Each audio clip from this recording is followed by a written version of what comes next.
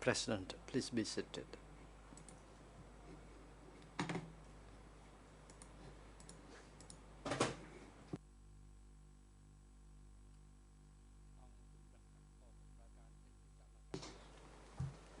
The court is now in session. Before giving the floor to the defense team for the accused to resume the questioning, since there is a request or requests by co-prosecutors, I am now giving the floor to Judge Lavange to put some question in relation to the request by the co-prosecutor to admit some documents. You have the floor now, Judge Lavange.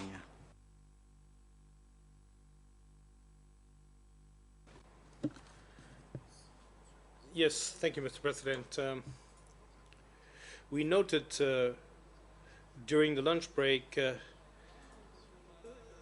that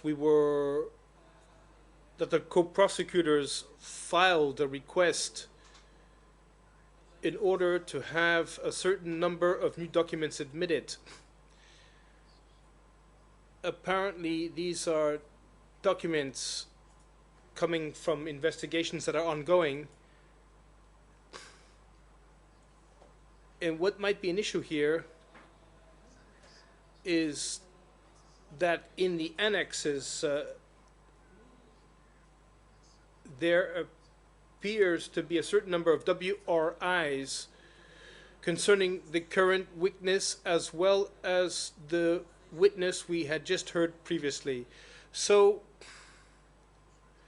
I would like, or the chamber would like, the co-prosecutors to clarify this specific issue, in any case regarding this witness, and we would like to know which WRIs are we talking about. Are these documents that were already forwarded to the parties, disclosed to the parties, or are these entirely new documents, and why is the request being made now? Wouldn't it have been possible to file it at a more appropriate moment? So I hope I've been clear. I'm referring here to request E405 and to Annex E405.1 in particular.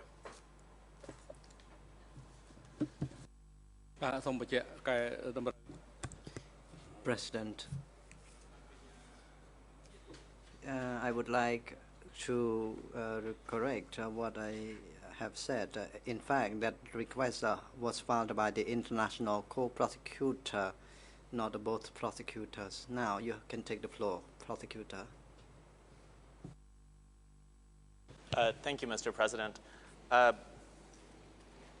Honors, to be perfectly frank, I'm not prepared to make detailed submissions on these points at the moment. Perhaps if I could give the chamber answers following the next break.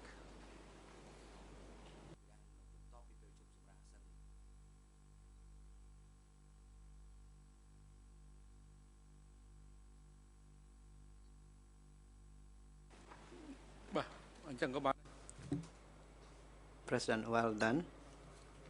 And now the floor is given to the defense team for the accused to resume its questioning. Perhaps Counsel Copper may have some further question. If so, please proceed. Thank you, Mr. President. Good afternoon, Your Honors and Counsel. Yes, I do have still quite a few questions to the witness. However, I fully understand that this particular prosecutor is not prepared to say something about this new disclosures. However, it is extremely unfortunate that we just received these 47 WRIs, if I'm understanding it correctly, of which 5 are related to S21 and 5 to the matter of internal purges, and I didn't even know that some of them are specifically or potentially related to this very witness. So although I'm happy to continue, on the other hand, I find it actually not acceptable that I don't have full access to these WRIs. I have no idea whether that is new evidence, whether that's pertinent evidence. So while I'm on my feet, I'm thinking that the only proper cause forward is to pause right now and see what we have and then continue. Council, we are currently all in the same situation. I don't think anybody likes it. No, we're not in the same situation. I am questioning. I understand that, and it goes without saying that should these be admitted, we will have to recall. We might have to recall.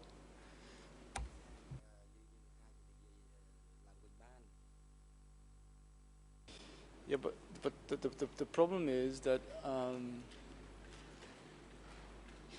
I'm right in the middle, and maybe the way I formulated my questions now would have been formulated differently had I known that new evidence. Same goes for the co-lead lawyers. You want to say something?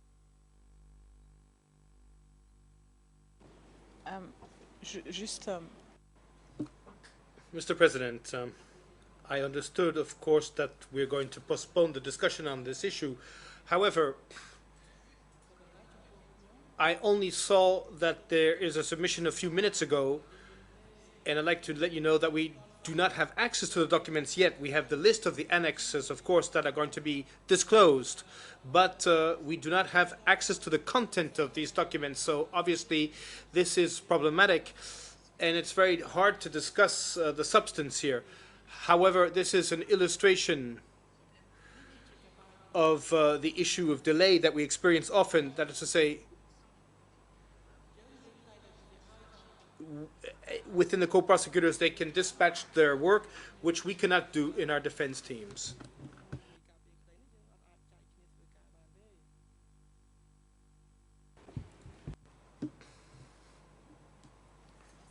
Thank you, Mr. President. A short observation, because I'm also discovering right now this document. If I understood well, this is not a disclosure, but an 87.4 submission to admit into evidence documents that were already disclosed, which have an E319 number attached to them, if I understood well, and which were accessible to the parties. But I see here, however, that that's not the case, or that people are saying that this is not the case. So I haven't gone into details. I've had it as long as everybody else. But following the submission, it says 19 of the materials were previously disclosed, which means that 38 or something were not. Now I don't know which one were disclosed and which weren't. Juste pour information. Well, just to let you know, the two WRIs of Him Hui that are included in this request have an E319 number attached to them. They don't have an E319 number attached to them. It's yours.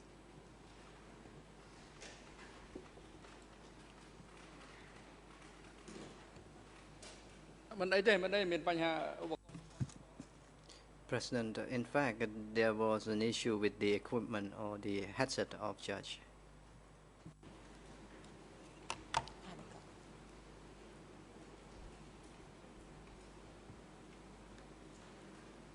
D'accord, Fine, fine. My team has just sent me a message saying to me that the translation of what I said in French was not at all clear in English, so I don't imagine that anyone understood what I said except for the French speakers. Well, let me repeat what I was saying. I'm saying that this is not a disclosure of the documents in themselves, but of an 87.4 request to admit documents that were already disclosed, and that the WRIs that regard this witness have already have an E319 number. So, if I understood well, the parties in the chamber had access to these documents, and therefore it was incumbent upon each party to request the admission into evidence of these documents on the basis of Rule 87.4. That is how I understood things. That is how I understood the findings that were filed by the co-prosecutor today. We had access to these documents, and therefore it was incumbent upon each party to make a request to admit into evidence on the basis of Rule 87.4, which of course does not remove the fact that this request, of course, is coming up right as this current witness is being examined. Simply to let you know, because there might have been a mix-up in the discussion. There's part of the documents, I don't know which ones, part of the documents which were made available to the parties, but there's another part of the documents, and most of these documents, if I understood well, that was not made available to the parties in any way whatsoever. So let's be clear about this. We're not speaking about all the documents or the totality of the documents that was available to the parties.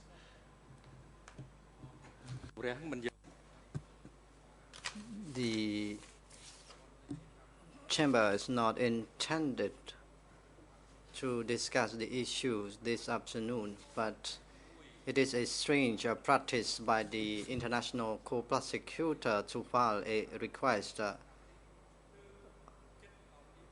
And this witness has almost completed his testimony, and we observe that the international co-prosecutor has just filed the request to admit the documents, and it is a strange practice. The chamber is not intended to hear the arguments and responses of parties this afternoon, in fact.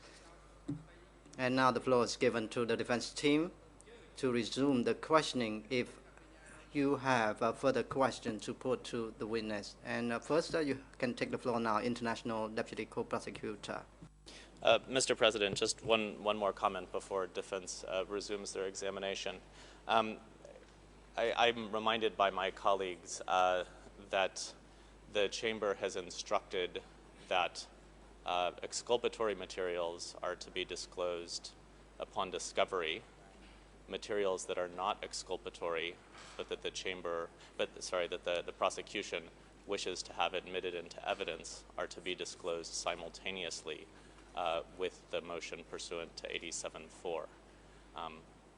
Now, I know that doesn't apply to any statement by the witness on the stand. It doesn't apply to any exculpatory statement, but I believe that's part of the explanation for the difference between the number of statements previously disclosed and the number that are being tendered into evidence at this moment.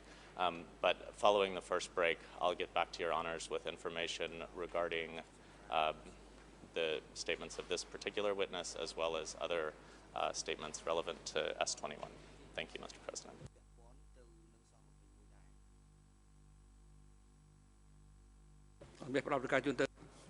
President and Defense Counsel, now you can take the floor if you have further questions to put to this witness.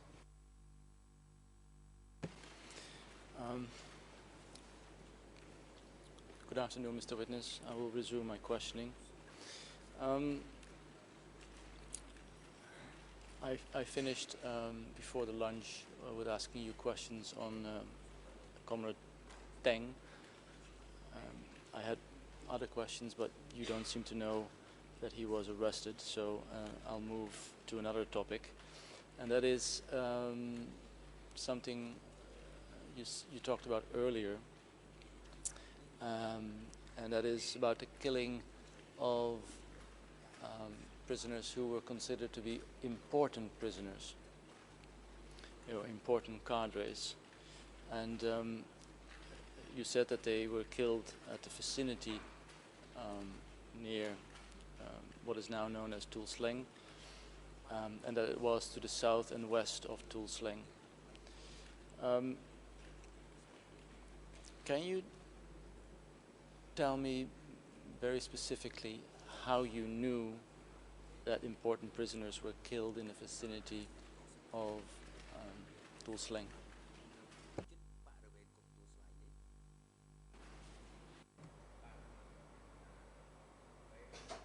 Peng said about that, as well as Ho.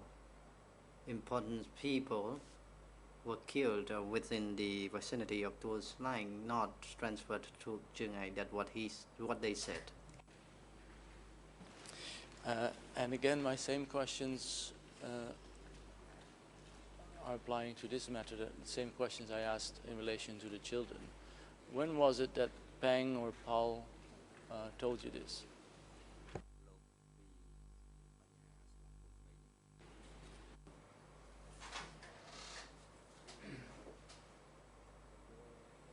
When I took the prisoners out of the prison, I saw the babies and children. That is all I know. Maybe something went wrong in translation. Mr. Witness, I'm not talking anymore about the children. We've covered that subject. I'm talking now about the so-called important cadres, the important prisoners. You said that they were killed in the vicinity of Tuol Sleng. How did you know?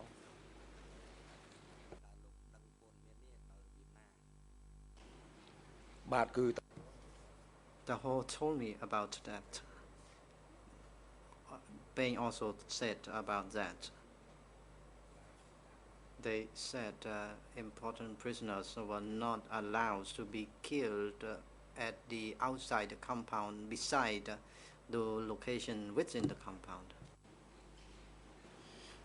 When did Hor or Peng say that? Where were they when they said that?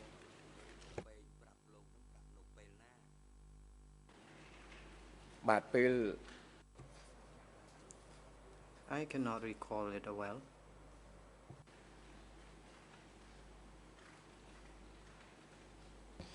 Did Peng or Hor told you in person, or was it said at some group meeting? How was it conveyed to you?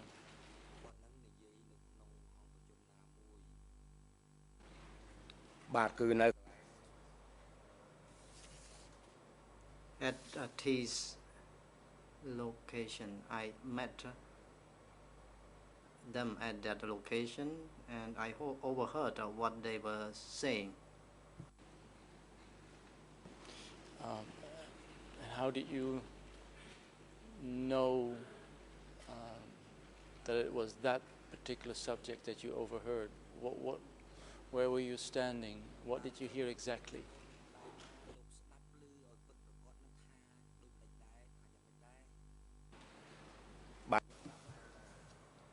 I overheard that those important prisoners were to be killed behind the prison, not to be killed at other location, because Angkar did not trust the people who transported those important to other locations. You're repeating your answer, Mr. Witness. Where were you standing when you overheard those cadres? What were they saying exactly? How were you in a position to overhear this?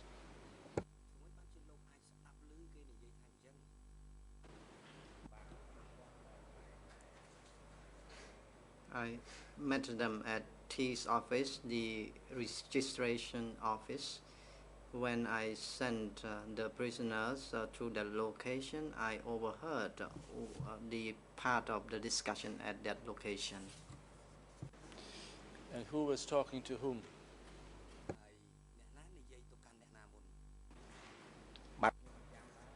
I do not remember. I noticed the presence of Ho and Peng. Peng was in charge of security unit. He was usually there, and Ho's house was close to that location as well, and he was present every time prisoners were sent in.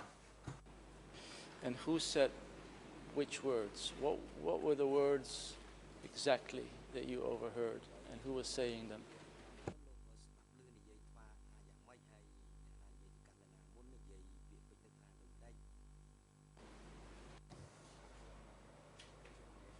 As I said, the whole at the time said important prisoners were not allowed to send out for execution at Chiang Ai, but they were to be killed within the facility of Tuas Line. And he also says that the regulation was to kill those prisoners within the vicinity, not at Chiang Ai. And was this the only time that you ever heard such a thing?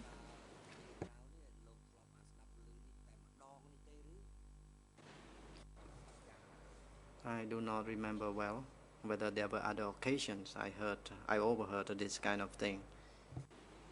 I do not remember it well.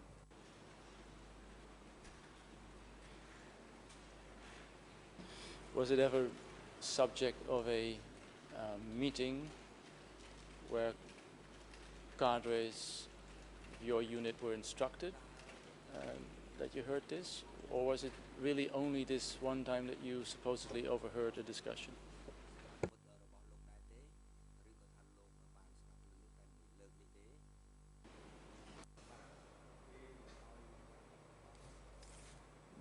This was considered a secret not to allow anyone to be aware of this kind of secret. They want to break the secret, and they did not want to let any other know about the arrest of prisoners. Going back to the topic of children, was the alleged fate of children, was it also something you just overheard, or was it something that was really said to you?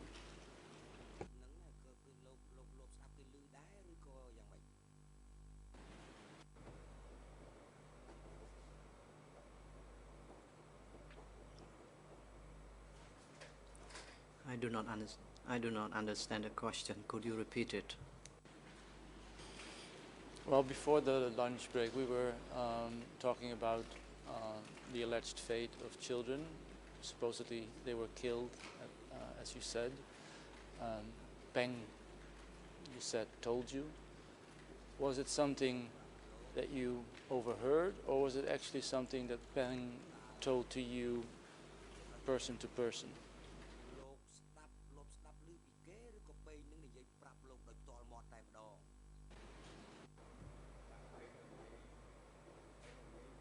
Payne talked about that. He said the children had to be sent out as well. The same applies to the parents, and usually the usual practice was that if those people were sent out, they never returned.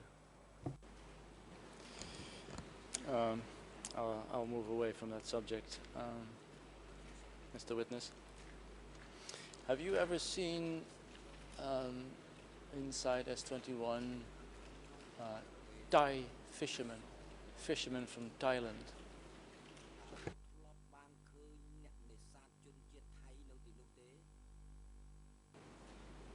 បាទខ្ញុំឃើញគេដឹកឡានមក I saw they were brought in on vehicles.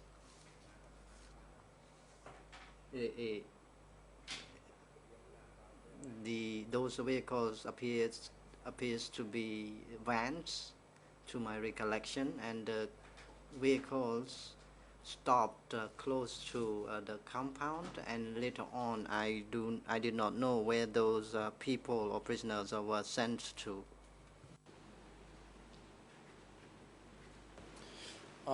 Well, let me read to you what you yourself said in case 1, Mr. President, document E3/7641 at about 15:26 in the afternoon. What about other nationalities is the question.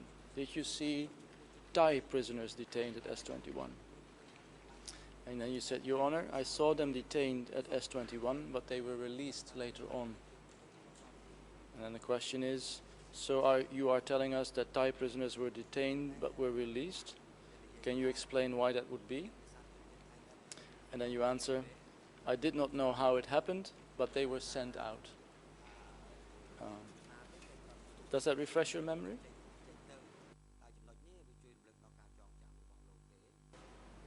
បានខ្ញុំសូមជំរាបថា Let me tell you, the fishermen were transported in the supposedly vans and they were dropped at the current genocidal Tuslai Museum.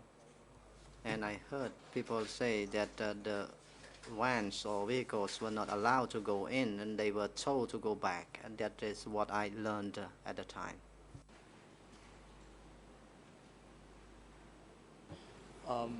But that's not necessarily the same thing as released.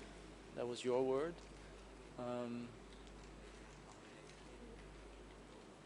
Was that what you meant with release, that they weren't allowed in and just sent back?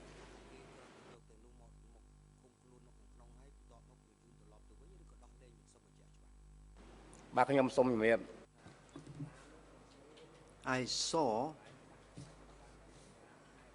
the vehicle or vehicles stopped close to the museum, and I heard people say that the vehicle or vehicles were not allowed to go inside to the compound under the international law since they were all foreign fishermen. Very well, thank you.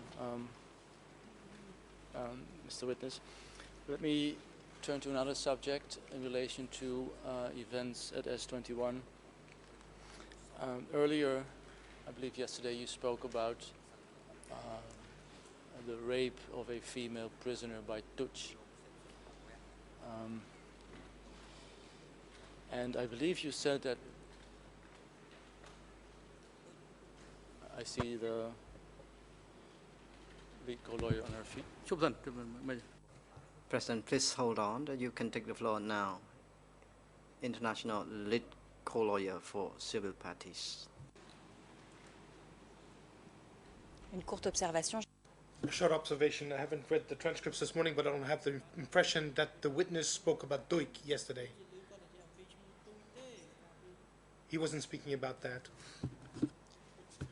That's actually, I'm very happy the lead co-lawyer brought that point up, because there is a transcript from case 1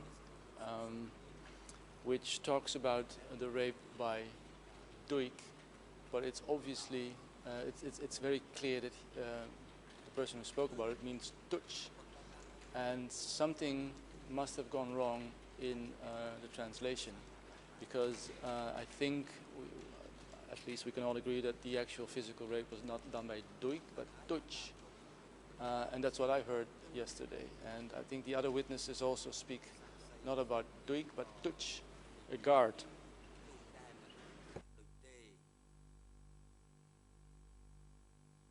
I can ask, the witness to clarify, and then we all know who we're talking about. Mr. Witness, yesterday you referred to a case of a rape of a female prisoner by a S21 guard. Did you talk yesterday about that guard, Tuch, or did you talk about someone else?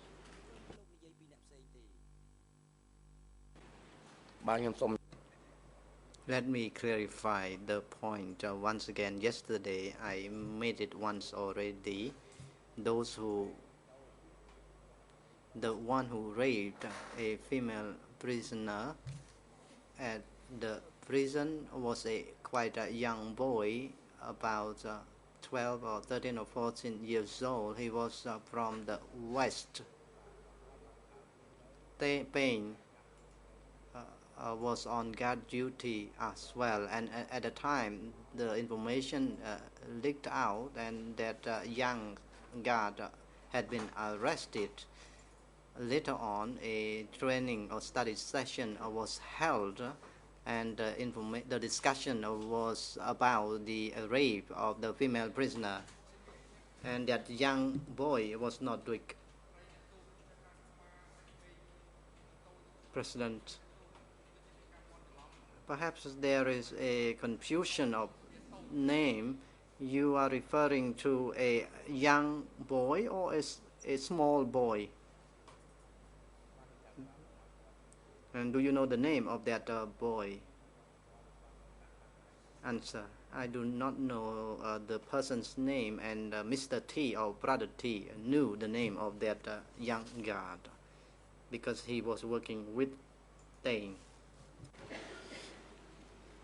But to be 100% certain, yesterday you didn't speak about a rape perpetrated or done by Duik, the chief of S21, correct?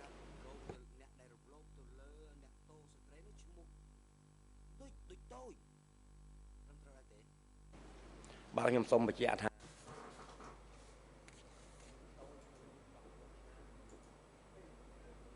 That was the young boy of perhaps 14 years old. That person was not Duik. I was not referring to Duik. And Peng was on duty, guard duty, and Sus T may have known about that young boy committing the rape.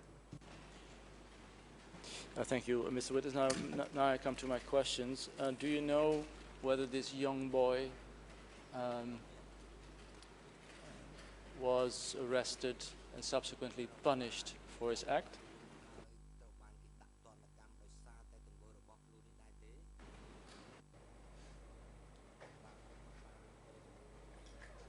I didn't go and check what happened, but I only heard that he was arrested and detained. Did he try to kill himself before he was detained, or is that another story?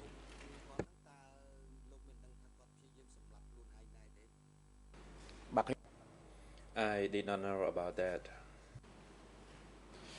Let me finish by asking you one or two general questions about the behavior of male cadres versus female prisoners, and in general the topic of male-female morals. I have in front of me, Mr. Witness, a notebook from Chan, one of the chief interrogators, E3/833, Mr. President, Khmer page 000-77856, and English 001-84595, no French year N. These are notes, presumably taken at one of the education sessions at S21. It says, another thing, must be vigilant in morals. Summarizing, be vigilant. Be vigilant, 1, rough work, careless work, conflict with the collective. 2, morality with females. Mr. Witness, was it being taught at education sessions at S21 to be vigilant in morality with females?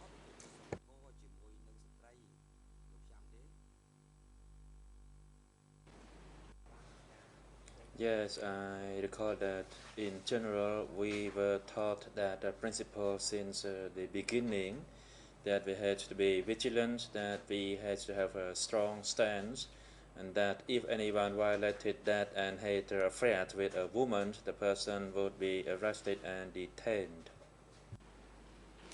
You said that was something that was already known. Have you ever heard of the 12 moral principles for revolutionary cadres?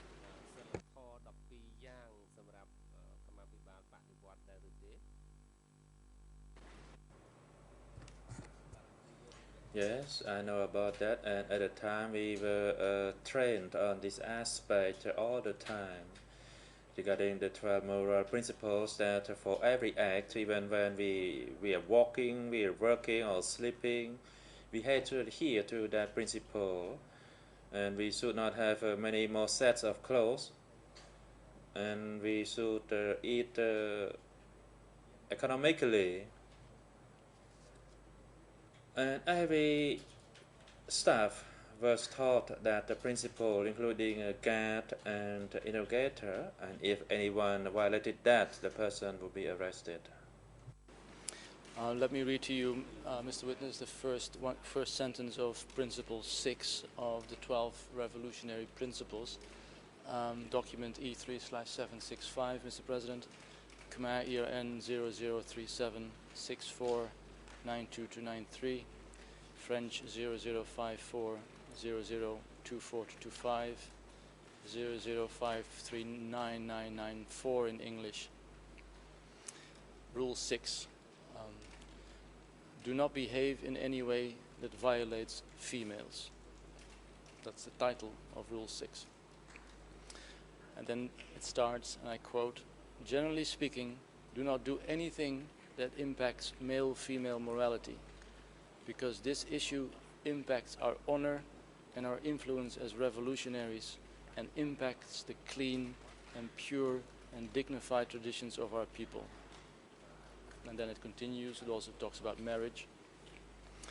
Mr. Witness, is this something that was specifically taught during those education sessions at S21?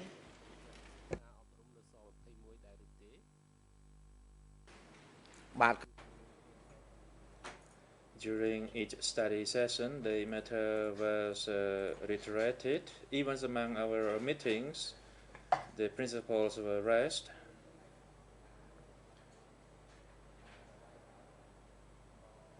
Despite we were assigned separate tasks, we had to adhere to the principles, and that we had to adhere to our core task, as well as to engage in supplementary tasks in order to sustain ourselves.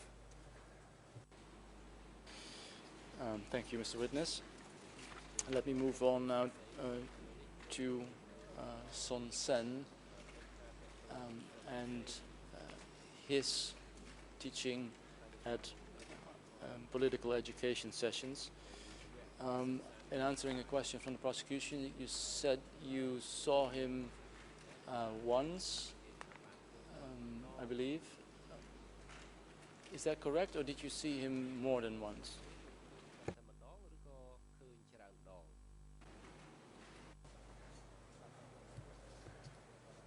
I saw him once when he came to teach us at the political school near Duchi's house, that is within the vicinity of the Suez Canal. I understand you're very clear about this, but let me nevertheless read an excerpt from a former S21 guard who then became interrogator, Lakmin, who testified here a few days ago on the 26th of April 2016. At around 14:28, this witness said that while he was an interrogator,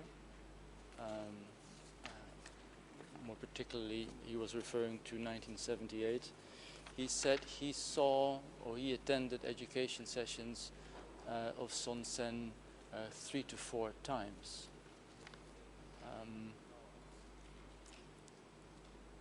Would it be possible that Son Sen in 1978 came not once but 3 to 4 times?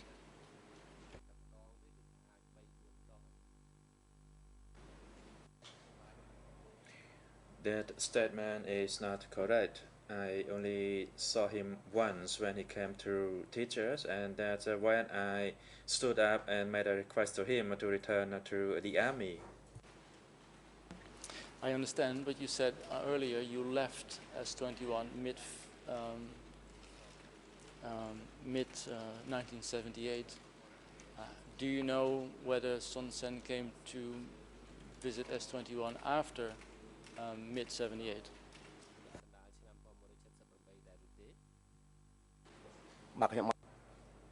I did not know about that.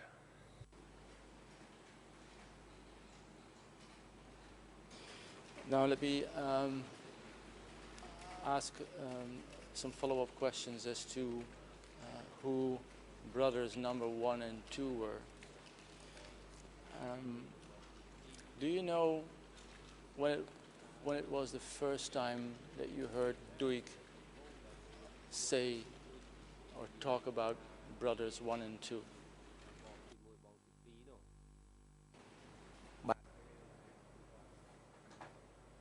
During the study sessions at the political school, mostly he referred to brother number 1 and brother number 2. And then we, the participants, were thinking of who they were, and we conclude that they were Pol Pot and Nuon Chea, brother number 1 and 2 respectively. Was it that you heard this for the first time after 30 September 1977?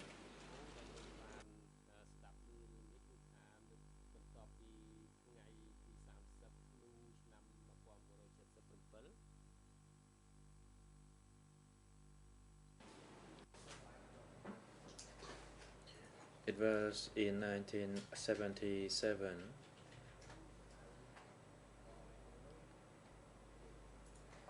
Dutch refer to number 1, and then as for Nuon Chea, he referred to as brother Nuon, that is brother number 2. But did he start talking about this after both Pol Pot and Nuon Chea gave a speech to all cadres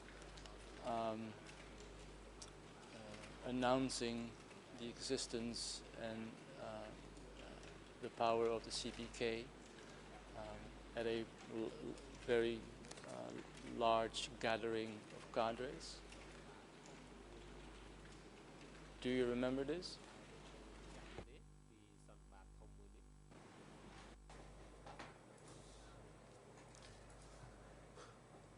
It was broadcast over a radio channel.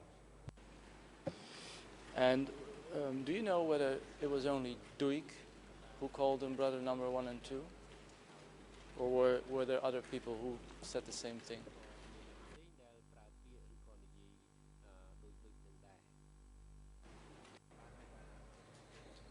It was only Dutch who referred to that. Have you ever seen any document, any piece of paper,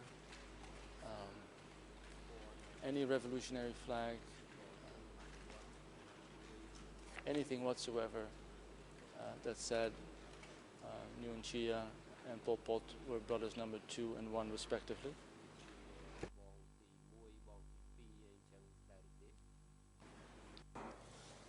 No, I did not. However, as I stated during the study session, Dutch consistently referred to brother number 1 and 2. Did Son Sen ever speak about brothers number 1 and 2?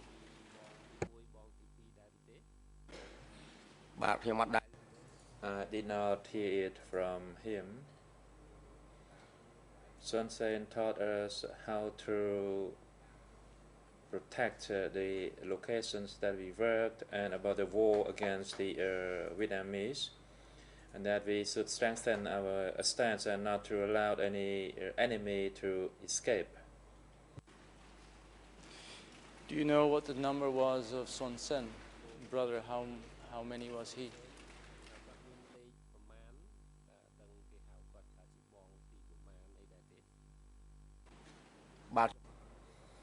I did not know which number referred to him. Did you know he was called Brother 89?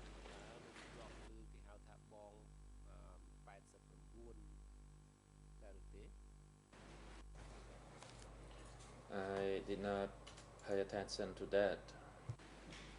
Do you know who brother number 3 was?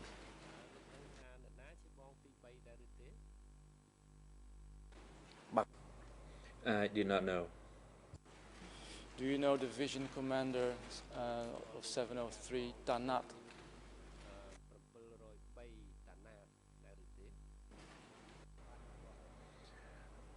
I know him clearly. Was he called brother number 3?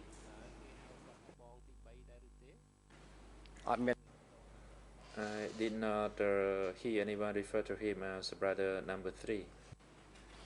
Well, Duik says he was brother number 3, or also known as Sam. Duik mistaken? Mr. President, could we have a citation for that, please? 1 second, please.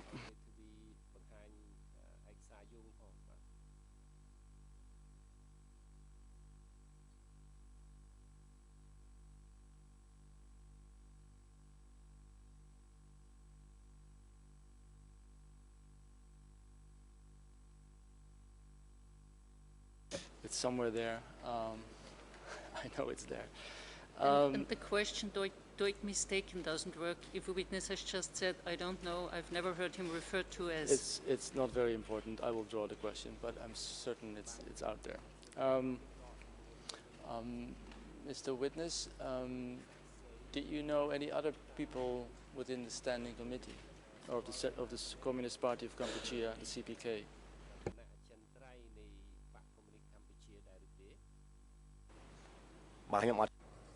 I did not know.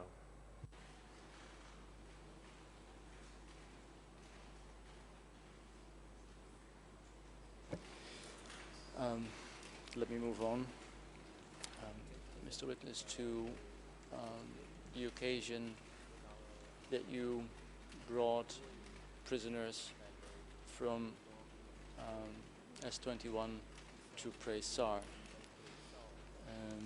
This morning you testified that at one point Hor told you to bring prisoners to Prey Sar. Can you tell us exactly how that went? What was the procedure for you to bring prisoners from S21 to Prey Sar?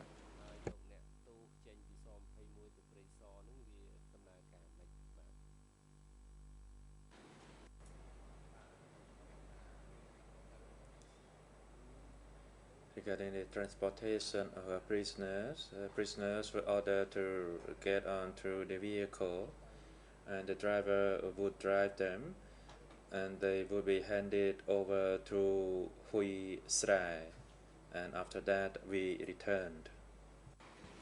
And where exactly would you hand over the people that you brought to Prey Sar? Where exactly did you unload them? Which place at Prey Sar?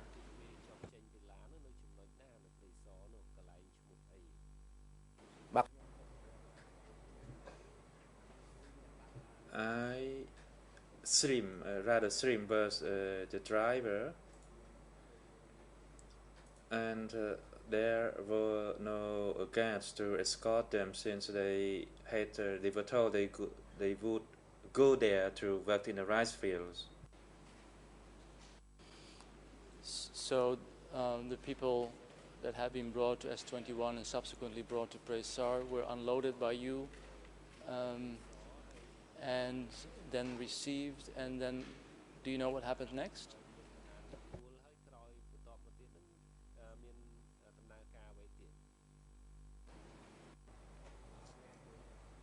No. Srim drove them. Srim and another person drove them, and upon arrival, they handed over the people to Hui Srai there and returned. And of course, they were told that they were sent there to be tempered and to work in the rice fields. And in your testimony in case 1, E3/7461, at about 11 o'clock, you said for the children and the mothers who were the less important prisoners, they would be sent to Prey Sar. Where would the children go, and where would the mothers go, or how would that go? Do you remember?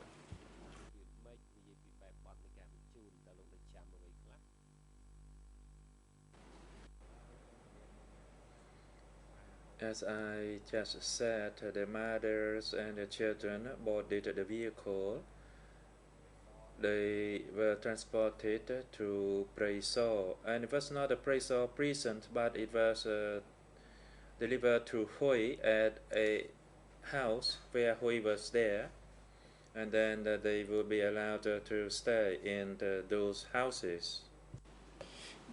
Do you know whether they were shackled or were they blindfolded or were they just were they locked up? What can you tell us about that?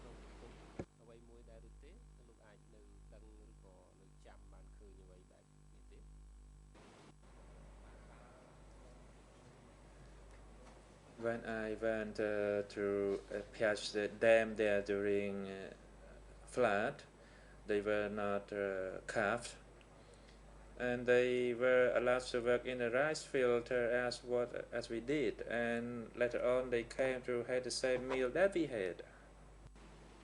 When you were sent to Presar, did you ever see anyone that you yourself had brought there earlier by truck?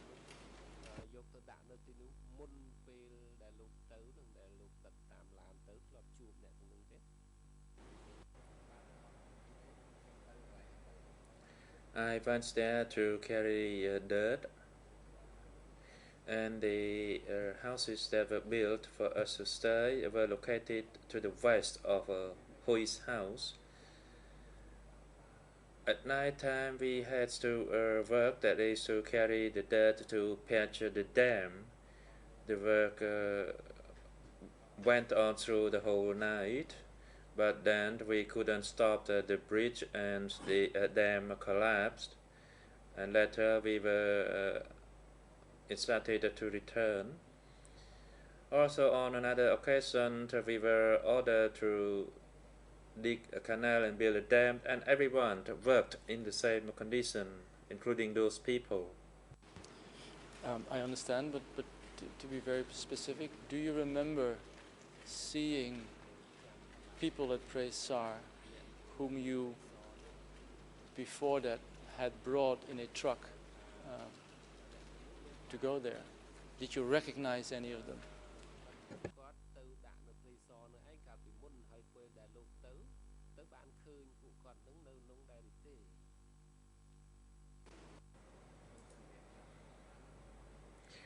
Allow me to clarify, I did not transport them. It was Srim who drove them, and then there were another guard who went along, and they did not commit any offense, and that's what they were told, and they were told to be sent there for tampering and to work in the rice field. I understand, but I thought you were taking part in putting the women and the children and the lesser prisoners, the minor people, into the truck. So do you remember seeing any of those people later when you were yourself at Presar?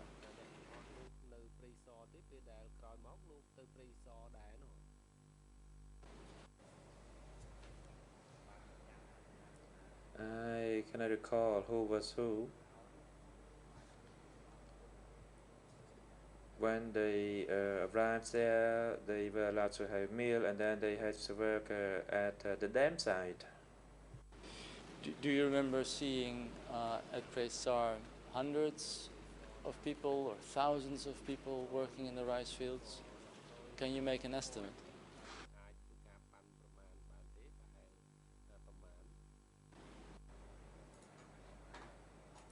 I cannot make an estimate.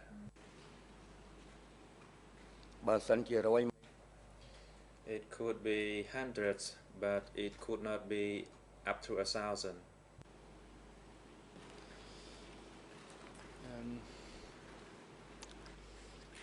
Let me now turn to something you talked about yesterday, but before I do so, Mr. President, allow me to tell you where I found the citation on brother number 3, E3/355, English ERN 00242875. It's a WRI question by the co-investigating judge. He's asking, we have shown you a telegram addressed to so-called brother number 3. Who is brother number 3? And then Duik answers, I drafted this document. It's not a telegram, but a report I prepared for Nat pursuant to his request. Nat, Sam, and brother number 3 were all one and the same person. And I still owe you also a Khmer IRN for the 2 quotes of the chief of the photography unit, Kim Srang, where he said that everyone who was sent to Presar was photographed first at S21. The first quote is Khmer IRN 00162713, and the second quote is Khmer 00162710. Mr. Witness, yesterday when asked by the prosecution, you talked about a one-time occasion that you brought people from Presar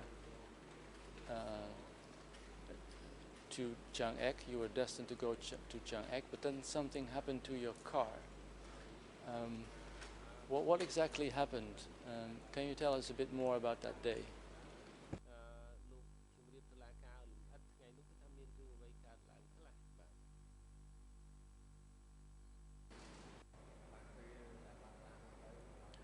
While en route to Presor,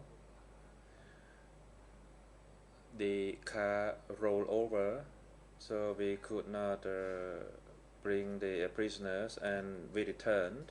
Next day, we reported the incident to Ho, and Ho instructed us to go to Dutch's house, and later on Dutch sent us to the messenger's office, to the city's messenger's office. And then what happened?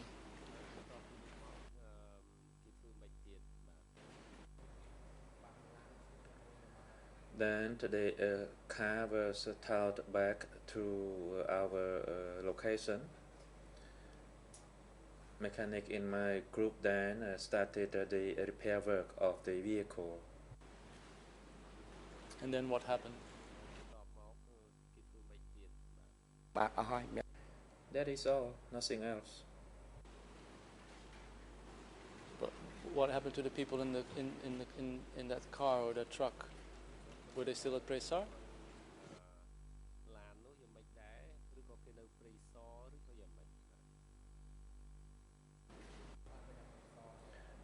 They were at Presar, and we did not even reach Presar when the car rolled over.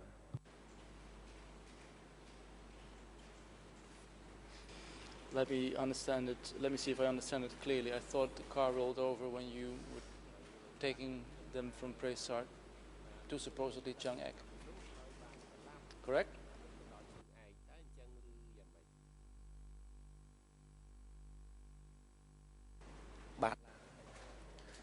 The car while en route was empty, and later on it fell into a ditch and rolled over.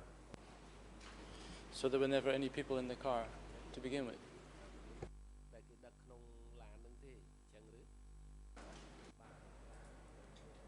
Yes, the car was sent to transport people from Presar, but the driver fell asleep and the car rolled over. So is my conclusion then correct that you in fact never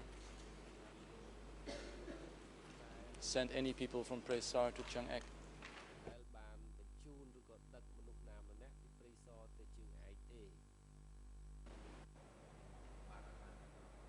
We didn't transport them. I'm finished. Thank you, Mr. President. Thank you, Mr. Witness.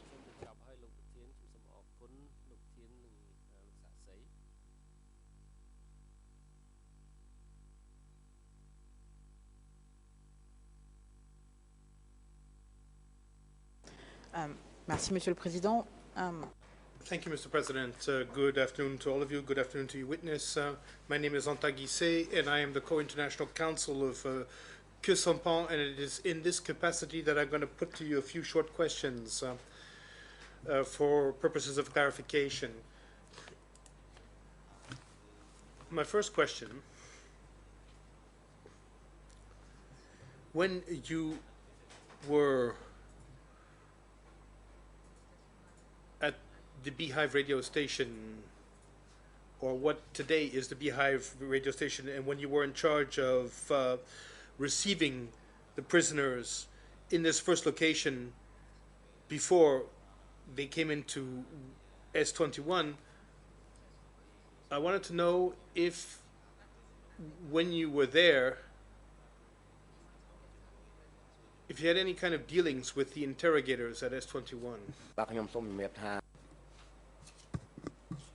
I was not allowed to communicate or to have any contact with the guards or interrogators.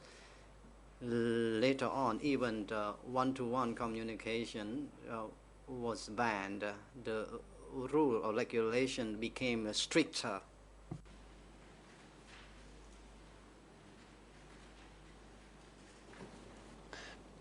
Quand vous dites que les règles étaient...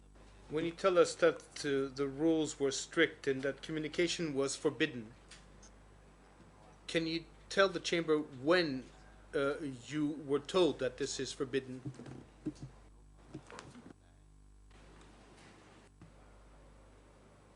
It happened in late 1977. It was stricter because the arrest became intensified. We were not allowed to have a casual conversation, and meetings were held in the evenings, and we had to focus on our work. We were not allowed to play around with one another or to have a times for relax. We had to perform the work as required.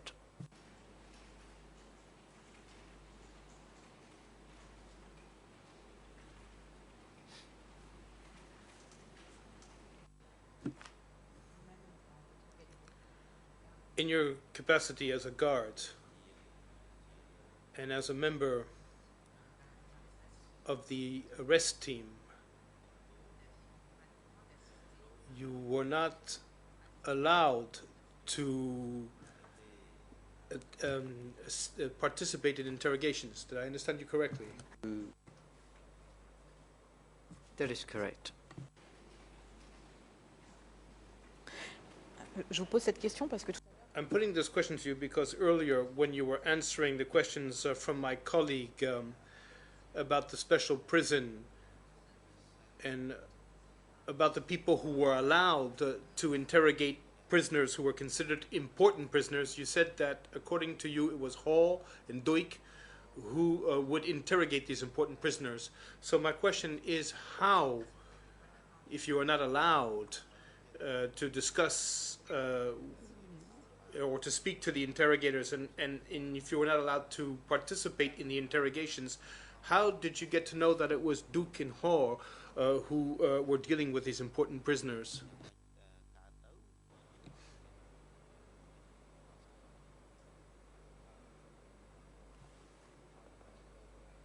People were not allowed to go inside that compound. Taho and Duch were the ones who conducted the interrogation.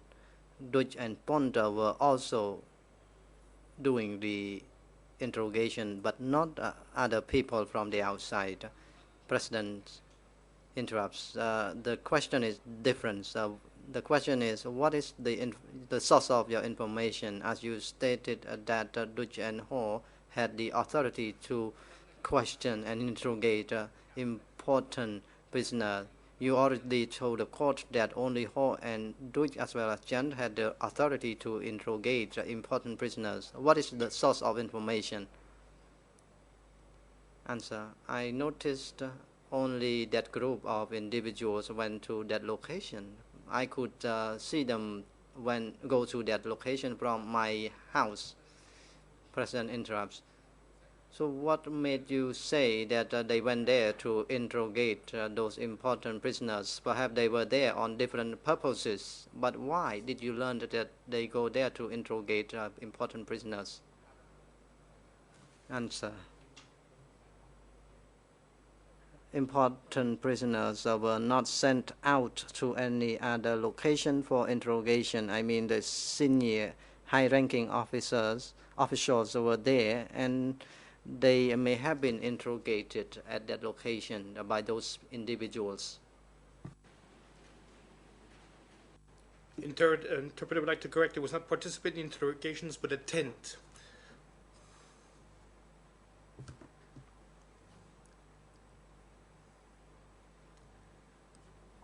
I understand from your answer, witness, that you're making a supposition here. And I'd like to insist upon this because Duik was heard at length in case 001 and also in part in case 002. And when he was examined, this is document E3/1570, French ERN 00154214, English 001541998, and Khmer 00154229. And Duik drew an organization chart of S21 and explained or described in detail the interrogators unit. And with regard to the important prisoners, he did not say that it was Hor who was in charge of the important prisoners, but he spoke about Pon, P-O-N. So I'm putting my question again. What you told us, and what you told the chamber, is this something that you concluded, but that in reality you do not know exactly how the interrogations of the important persons took place?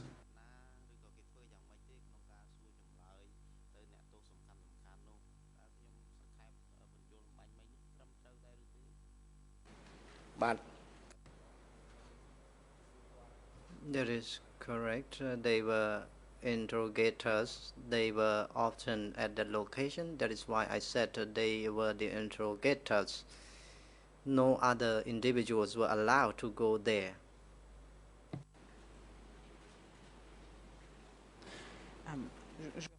Let me put my question to you again, and let me try to be a bit clearer here.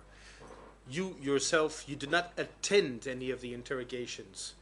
You were not allowed to speak to the interrogators either.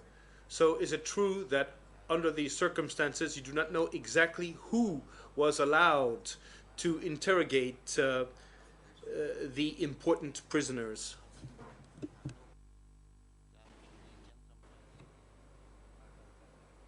That is correct. However, as I said, those important prisoners were interrogated by the intellectual interrogators. Only those people could be allowed to go to that location, as I said.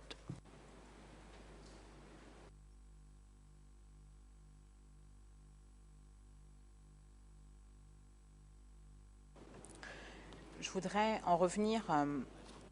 I'd like to get back to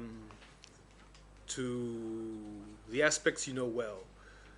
That is to say, or to the parts of S21 that you know well. That is to say, the entrance and the perimeter.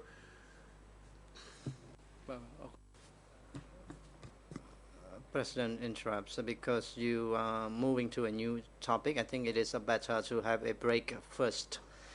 It is now the appropriate time for the short break. The chamber will take a short break from now until 3 p.m. Court officer, please assist the witness during the break time in the waiting room, and please invite him together with the duty counsel into the courtroom at 3 p.m. The court is now in recess.